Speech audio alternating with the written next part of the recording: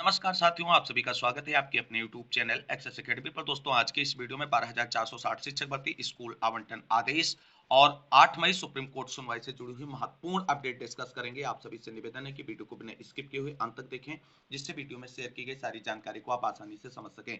Video में आगे बढ़ने से पहले छोटी सी रिक्वेस्ट है कि प्लीज वीडियो को लाइक करें, दोस्तों में शेयर करें। जितने भाई बहन चैनल पे पहली बार विजिट करें, प्लीज चैनल को सब्सक्राइब करके बेल आइकन जरूर दबाएं आगे की लेटेस्ट अपडेट पाने के लिए। तो आइए साथियों, शुरू करते हैं आज का ये वीडियो। और सबसे पहले बात कर लेते हैं 12,460 शिक्षक भर्ती में 8 मई सुप्रीम कोर्ट सुनवाई पर additional solicitor general Aishwarya Bhati ma'am की उपस्थिति को लेकर के क्या महत्वपूर्ण अपडेट है और स्कूल आवंटन पर सचिव सर का क्या बड़ा बयान निकलकर सामने आया है। क्योंकि दोस्तों, जैसा कि आप सभी लोग जानते हैं, 12,460 शिक्षक भर्ती मामले में सुप्रीम कोर्ट में सुनवाई के लिए मामले को 8 मई के लिए लिस्टेड किया गया है और मामले पर 100% सुनवाई इस बार होनी है। और इस बार जो सुनवाई से कोई ना कोई समाधान स्कूल आवंटन के निकलने के 100% चांसेस हैं। बस अब केवल और केवल मजबूत पैरवी सुप्रीम कोर्ट में हो जाए और जिस भी आप पे हम लोग आगे बढ़ रहे हैं स्कूल आवंटन के लिए, उस पर सरकार की तरफ से ऐश्वर्या भाटी मैम प्रेजेंट होकर के अपने आर्गुमेंट से सुप्रीम कोर्ट को कन्विंस कर लें, जिससे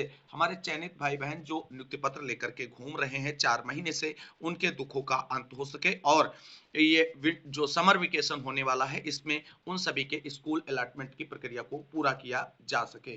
तो दोस्तों, आप देख लेते हैं कि स्कूल आवंटन पर सचिव सर का क्या बड़ा बयान निकलकर सामने आ रहा है।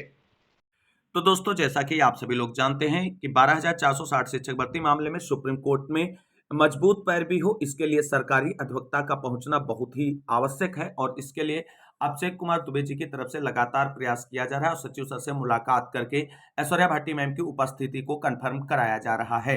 और इसी क्रम में कल देर शाम अभिषेक कुमार दुबे जी से मुलाकात की गई, जिसकी जानकारी हमने आप सभी को टेलीग्राम चैनल के माध्यम से दे दी थी। लेकिन वहां से कुछ जो अच्छी और सकारात्मक खबर आप सभी के लिए निकलकर सामने आ रही हुई है। तो साथियों नमस्कार, आज माननीय सचिव साहब के आवास पर मैं व्यक्तिगत तौर पर आज रात 8 बजे मिला, यानी ये कल उनकी मुलाकात हुई थी, उसकी ये अपडेट शेयर की गई है। सचिव साहब जी का जो मुझे उनके आवास पर असीम प्रेम और आशीर्वाद मिला, वह आप सभी 12,460 शिक्षक साथियों का प्रतिनिधित्व की वजह से मिला है। माननीय सचिव साहब का और आप सभी को धन्यवाद ज्ञापित करता हूं कि माननीय सचिव साहब ने मुझसे कहा कि आप एक अधिवक्ता होकर विशेष तौर पर 12,460 शिक्षक भर्ती में चयनित शिक्षकों का प्रतिनिधित्व कर रहे हैं। इस प्रकरण में आप क्यों परेशान हैं? प्रशासनिक अधिकारियों से और आप अपने किसी वरिष्ठ अधिवक्ताओं से फोन करवाते हैं, आप स्वतः मिलते हैं। तब मैंने माननीय सचिव साहब से निवेदन किया कि मुझे सहित मेरे घर में 3 लोगों का 12,460 शिक्षक भर्ती में चयन हुआ है। साथियों, माननीय सचिव साहब पूर्ण आश्वासन दिए हैं और यही जानकारी हमने कल शाम के वीडियो के माध्यम से भी आप सभी को दी थी कि आगामी 8 मई की सुनवाई को सरकार अपना पक्ष रखेगी। दोस्तों, ये जानकारी हमने शाम के वीडियो में दी थी, आप सभी लोग अगर अभी नहीं देखे तो देख सकते हैं। सेम यही जानकारी दुबे जी की तरफ से भी शेयर की गई है। यानी कुल मिलाकर के सचिव साहब ने एक बार फिर से अभिषेक कुमार दुबे जी को आश्वस्त किया है कि सरकार जो है 8 मई को होने वाली सुप्रीम कोर्ट सुनवाई में अपना पक्ष रखने जा रही है और माननीय सर्वोच्च न्यायालय की वरिष्ठ अधिवक्ता ऐश्वर्या भाटी मैम से तुरंत वार्तालाप किए और बोले कि 8 मई को सुप्रीम कोर्ट में डेट लगा हुआ है, कृपया आप उसको देखें। पुनः सचिव साहब ने हमसे कहा कि आप निश्चिंत रहें, जैसे ही कोर्ट से आदेश आता है 1 सप्ताह में विद्यालय आवंटन कर दूंगा। तो ये बड़ी अपडेट दोस्तों है और सचिव साहब का ये बड़ा स्टेटमेंट इस समय निकलकर सामने आ रहा है और इस तरीके का जो स्टेटमेंट है ये बहुत ही महत्वपूर्ण और मायने रखता है अपने आप में। हालांकि आप सभी लोग जानते हैं सचिव साहब के भी हाथ बंधे हुए हैं, मामला सुप्रीम कोर्ट में विचाराधीन है, इसलिए भर्ती प्रक्रिया पर किसी भी प्रकार का कोई भी एक्शन उनकी तरफ से नहीं लिया जा सकता है। और आप सभी लोग अब जानते हैं कि माननीय न्यायालय से जो भी आदेश होगा उसी के अनुपालन में सचिव साहब भर्ती प्रक्रिया को आगे बढ़ाएंगे। तो उन्होंने कहा कि आप बिल्कुल निश्चिंत रहें, जैसे ही कोर्ट से आदेश आता है 1 सप्ताह में विद्यालय आवंटन कर दूंगा। तो दोस्तों, यहां पर आप सभी लोगों को बता दें, अगर 8 मई में आप सभी लोग सुप्रीम कोर्ट से स्कूल आवंटन का डायरेक्शन कराने में सफलता प्राप्त करते हैं, तो आप सभी को बता दें मई माह में ही आप सभी के स्कूल आवंटन की प्रक्रिया पूरी कर ली जाएगी। ये बिल्कुल कंफर्म है। पुनः सचिव साहब का हम धन्यवाद ज्ञापित करते हैं, जिस प्रकार से आप हमें आज सम्मान दिए हैं। नोट 12,460 शिक्षक भर्ती के विशिष्ट शिक्षक साथी को भी अपने फोन से सचिव साहब से वार्तालाप कराया। उन्होंने भी फोन पर निवेदन किए और कुछ अपनी भी बात रखी है। साथियों, धन्यवाद। ईश्वर हम सभी की मदद करे। आपके संघर्षों का साथी अभिषेक कुमार दुबे। तो कुल मिलाकर के सचिव साहब जो नवनियुक्त वाले हैं, ये भी आप सभी के सपोर्ट में हैं और आप सभी लोगों को बता दें, सपोर्ट में होना भी चाहिए, क्योंकि जो विभाग की तरफ से भर्ती प्रक्रिया पूरी की गई है, उस भर्ती प्रक्रिया पर अगर सुप्रीम कोर्ट से कोई आंच आती है तो पूरे विभागीय कार्रवाई पर कहीं ना कहीं एक दोष लगेगा। और इसलिए ये सचिव भी चाहते हैं कि सुप्रीम कोर्ट से स्कूल आवंटन के लिए सरकार को डायरेक्शन मिले और हम चयनितों का स्कूल आवंटन कर सकें। तो दोस्तों, बहुत ही बेहतरीन माहौल इस वक्त बना हुआ है। बशर्ते इस माहौल का सही तरीके से आप सभी लोग सदुपयोग करते हुए सुप्रीम कोर्ट में मजबूत पैरवी करें और सरकारी अधिवक्ता स्कूल आवंटन के लिए जो ऑर्डर मॉडिफिकेशन पर आर्गुमेंट करे, उसमें जो चयनितों की तरफ से सीनियर अधिवक्ता जो खड़े किए जाएंगे, उनकी तरफ से भी कंधे से कंधा मिला करके जो है मजबूती से पक्ष रखा जाए, जिससे डायरेक्शन मिलने में कोई दिक्कत ना हो। और अगर डायरेक्शन मिल गया तो आप सभी की बंद किस्मत के ताले मई माह में ही खुल सकते हैं। तो कुल मिलाकर के ये तो सचिव साहब से जुड़ी हुई बड़ी अपडेट हमने डिस्कस करी। मूव करते हैं अगली बड़ी अपडेट की ओर। दोस्तों, अब बात करते हैं जीरो जनपद के चयनितों के लिए क्या इंपॉर्टेंट सूचना है। तो दोस्तों, जैसा कि आप सभी लोग जानते हैं, 12,460 शिक्षक भर्ती में जीरो जनपद के जो भी चयनित अभ्यर्थी हैं, उन सभी की नियुक्ति प्रक्रिया या कह लीजिए जितनी भी नियुक्ति प्रक्रियाएं हुई हैं, वो सुप्रीम कोर्ट में जो 85-36 वाली याचिका है, उसके निस्तारण के साथ ही जो आगे बढ़ेंगी, क्योंकि कुल मिलाकर के सभी के नियुक्ति पत्र पर लिखा हुआ है कि अंतिम जो निर्णय होगा वो सुप्रीम कोर्ट में 85-36 जो याचिका है उसके निर्णय के अधीन रहेगा। तो अब जीरो जनपद के चयनित अभ्यर्थी आप सभी ने सभी को सपोर्ट कर दिया, आर्थिक रूप से सहयोग कर दिया, लेकिन जीरो जनपद के चयनित अभ्यर्थियों को समझना होगा, क्योंकि 85-36 आप सभी के पार्टिसिपेशन की बात करती है दोस्तों। तो कहीं ना कहीं सभी जीरो जनपद के चयनित अभ्यर्थियों को 85-36 के लिए भी अपनी टीम को मजबूत करना होगा। और आप सभी लोग जानते हैं 85-36 वाली याचिका उमेश चंद्र के नाम से है, जो मोहित एंड टीम के साथी हैं।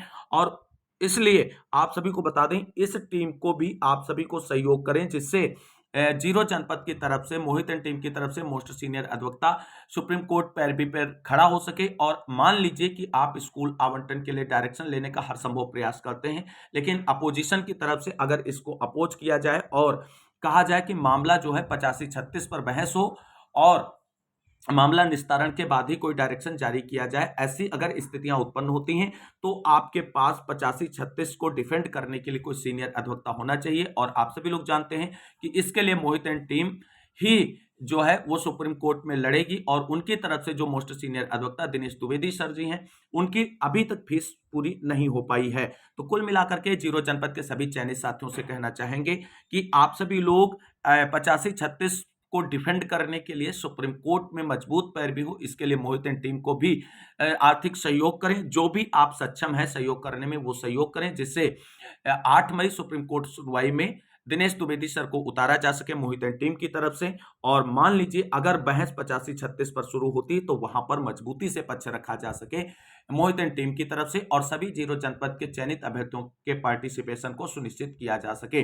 दोस्तों, आप सभी को बता दें, जैसे ही सुप्रीम कोर्ट में अगर ऑर्डर मॉडिफिकेशन पर डायरेक्शन नहीं मिलेगा, तुरंत मामला 85-36 पर ही घूम फिर कर वापस आएगा। इसलिए 85-36 को भी डिफेंड करना जीरो जनपद के चयनितों के लिए इंपॉर्टेंट हो जाता है। इसलिए सभी साथियों से निवेदन करें कि आप सभी लोग जो जीरो जनपद से संबंधित हैं और चयनित हैं, नियुक्ति पत्र पाएं, वो सभी इस अकाउंट डिटेल पे जो भी आप सभी लोग सहयोग करना चाहते हैं वो कर सकते हैं, क्योंकि अब हम सभी चयनित जो हैं उनको हर तरीके से सुप्रीम कोर्ट में मजबूत रहना है। किसी भी पॉइंट पर कमजोरी नजर ना आए, कहीं आप सभी लोगों की लापरवाही और थोड़ी सी ढीला ढाली आनाकानी जो है वो आप सभी पर भारी पड़ जाए।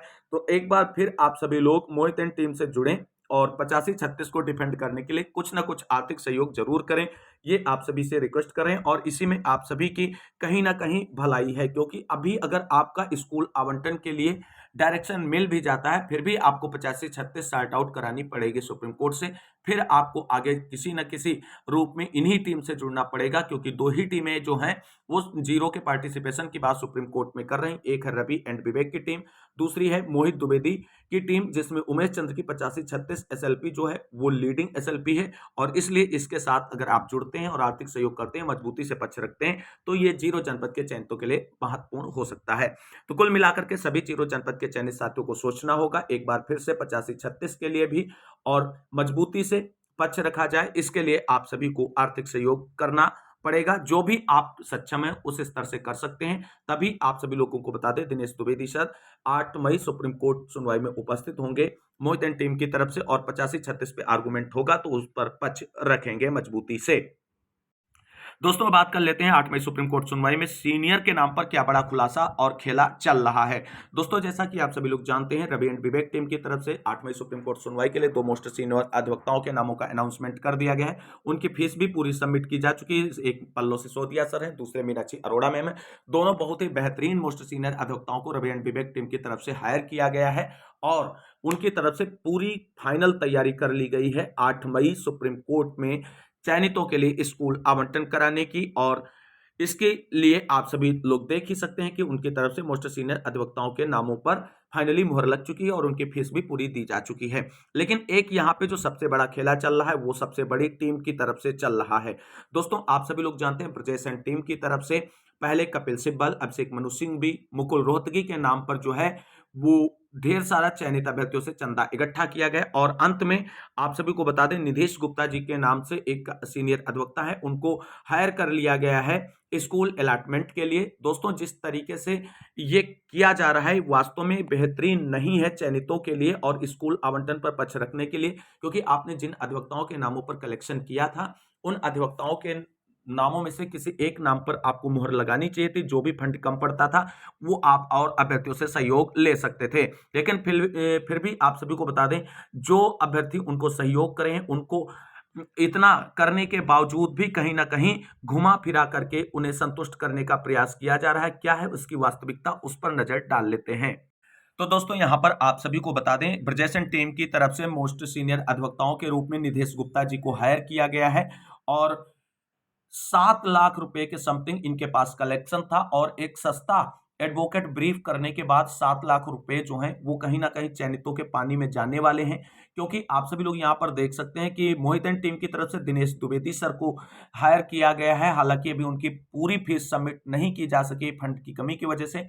और यहाँ पर एक चीज आपको समझने का प्रयत्न करना होगा कि दिनेश द्विवेदी जो है वो 2000 में सीनियर अधिवक्ता बने थे, यानी 24 साल से सुप्रीम कोर्ट में सीनियर अधिवक्ता के रूप में कार्य कर रहे हैं, और 1979 से सुप्रीम कोर्ट में वो वकालत कर रहे हैं, जिनकी फीस 2.5 लाख रुपए है। वहीं ब्रजेश एंड टीम की तरफ से जो निधेश गुप्ता है, जो 2008 में सीनियर अधिवक्ता बने हैं सुप्रीम कोर्ट में, और 1993 से वकील हैं सुप्रीम कोर्ट के अंदर, उनकी फीस 7 लाख कैसे हो सकती है। तो ये एक बड़ा खेला खेला गया है चयनित अभ्यर्थियों के पैसों के साथ।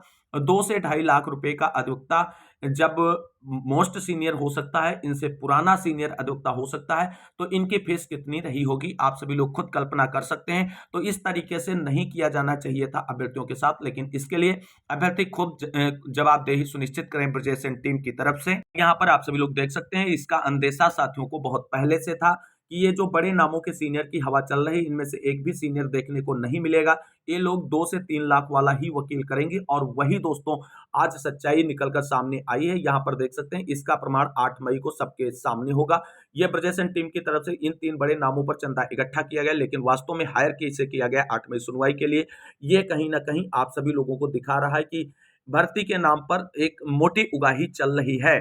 और आप सभी लोगों को बता दें, सभी जो अन्य टीमें हैं वो इसका विरोध कर रही हैं। कहीं ना कहीं चयनित जिन्होंने सहयोग किया है, कपिल सिब्बल, अभिषेक मनु सिंह भी या मुकुल रोहतगी में से किसी एक के नाम पर, उनकी तरफ से भी विरोध किया जाना स्वाभाविक है, कि इसलिए समय की स्थिति को देखते हुए जितना सहयोग आया उसके अनुसार बेस्ट सीनियर एडवोकेट इंगेज कर रहे हैं। और कहा गया है service matter specialist senior advocate mister Nidhesh Gupta sir हैं। अब ये देखिए, बड़े नाम दिखा करके दे दिया झुंझुना, 2 से 2.5 लाख वाला 7 लाख लेकर के काम कर दिया। तो कुल मिलाकर के इनकी तरफ से उम्मीद नहीं थी कि इस तरीके से ये करेंगे, लेकिन इन्होंने वही किया जिसका सभी को शक था और कुल मिलाकर के कोई मोस्ट सीनियर अधिवक्ता इनकी तरफ से हायर नहीं किया गया है। और दोस्तों इस टीम की तरफ से जो चयनित अभ्यर्थी सहयोग करने वाले हैं उनकी तरफ से जब जवाब मांगा गया तो उनको मूर्ख बनाने के लिए ये लिस्ट दिखा करके इनको मूर्ख बनाया जा रहा है, और जिसमें कहा जा रहा है कि इनके जो अधिवक्ता हैं वो सुप्रीम कोर्ट में टॉप 70 मोस्ट सीनियर अधिवक्ताओं में आते हैं 27वें नंबर पर, और ये बहुत ही बेहतरीन अधिवक्ता हैं, इसलिए इनको हायर किया गया है। दोस्तों आप सभी को बता दें जो ये लिस्ट चयनितों को दिखाई जा रही है जिनकी तरफ से चंदा दिया गया है कपिल सिब्बल, अभिषेक मनु सिंघवी या मुकुल रोहतगी में से किसी एक के नाम पर, उनके लिए जब बात जानकारी की गई तो इनकी तरफ से कहा जा रहा है कि ये सुप्रीम कोर्ट के जो टॉप 30 मोस्ट सीनियर अधिवक्ता हैं उनमें 27वें नंबर पर आते हैं। तो दोस्तों आप सभी को बता दें जो ये लिस्ट आप सभी के बीच में डिस्कस की जा रही है, ये लिस्ट जो है ये टॉप मोस्ट सीनियर अधिवक्ताओं की नहीं है सुप्रीम कोर्ट के अंदर। तो ये लिस्ट आप सभी लोग देख सकते हैं, ऑफिशियल साइट से निकालकर जानकारी आप सभी के बीच में रखी गई, और यहाँ पर है कि माननीय उच्चतम न्यायालय के नई दिल्ली और के समक्ष शासन का प्रतिनिधित्व करने वाले अधिवक्ताओं की सूची 2020 के नियमानुसार ये जो सूची है वो आप सभी के बीच में डिस्कस की जा रही है। इसमें आप सभी लोग देखेंगे कि 27 नंबर पर उनका नाम जो है वो आता है लिस्टेड हो करके इनके अधिवक्ता का। तो कुल मिलाकर के आप सभी साथियों को बता दें एक बड़ा खेला खेल दिया गया है रुपयों के नाम पर। जब आपके पास पैसे थे और जो कमी पड़ रही थी वो और सहयोग लेते, और मोस्ट सीनियर अधिवक्ता जिसके नाम पे चंदा कलेक्ट किया गया था उनको आपको उतारना चाहिए था। लेकिन कोई बात नहीं दोस्तों, मेन मुद्दा यहाँ पर ये नहीं है कि आप कितना पैसा लपेटेंगे, इससे कोई मतलब नहीं। केवल और केवल 8 मई को स्कूल आवंटन का आदेश आ जाए, सभी चयनितों को इससे बड़ा और कोई भी उपहार नहीं चाहिए। जो पैसे गए वो तो गए ही। और वहीं आप सभी को बता दें सुप्रीम कोर्ट में ऐश्वर्या भाटी मैम की उपस्थिति एक तरीके से सचिव साहब की तरफ से कंफर्म कर दी गई है। अब बहुत इंपॉर्टेंट ये हो जाता है कि बस ये उपस्थित हो जाएं और पक्ष रख दें सरकार की तरफ से ऑर्डर मॉडिफिकेशन एप्लीकेशन पर, और चीजें सुनिश्चित तरीके से आगे बढ़ सके और चयनितों का दुख जो है वो समाप्त हो सके। तो आज की इस वीडियो में इस बहुत ही महत्वपूर्ण जानकारी के साथ बस इतना ही। इस वीडियो को अंत तक देखने के लिए सभी साथियों को तहे दिल से शुक्रिया, बहुत बहुत धन्यवाद। मिलते हैं अगली वीडियो में, तब तक के लिए सभी साथियों को जय जय भारत, वंदे मातरम।